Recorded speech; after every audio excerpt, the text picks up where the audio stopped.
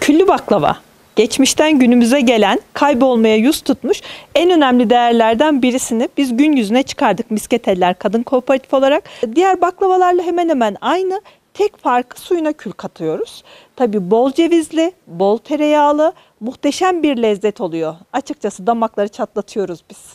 Ağzınıza aldığınız zaman o çıtırtıyı hem hissediyorsunuz hem de ağzınızda dağılıyor. Muhteşem bir lezzet. Bu baklavanın yapımında odun ateşinden olan kül kullanıyoruz.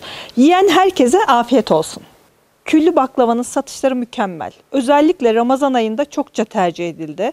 En çok satışını yaptığımız baklava çeşitlerinden birisi oldu. Annem bahçemizdeki kül taşından hadi küllü su getir kızım derdi. Yumurtanın kabuğunun yarısıyla küllü su koyardı. Çamaşır falan da yıkanırdı ama hani o sudan baklavaya kullanırdı. Çıtırlık katıyor. Isırdığın zaman kıtır kıtır, çıtır çıtır oluyor. Bildiğiniz soğuk odun sobasındaki odun külünden yapılmış su. Benim annem 95 yaşında olduğuna göre annem de annesinden öğrendiyse iki asırlık gelenek diyelim.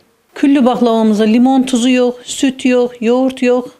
Sadece kül suyu, un, çok az yağ ve birlikte yoğuruyoruz. Yumurta.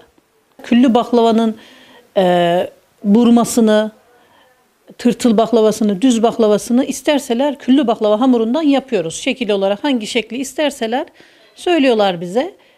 Tırtıl baklava diyorlar, küllü hamurdan diyorlar, ondan yapıyoruz.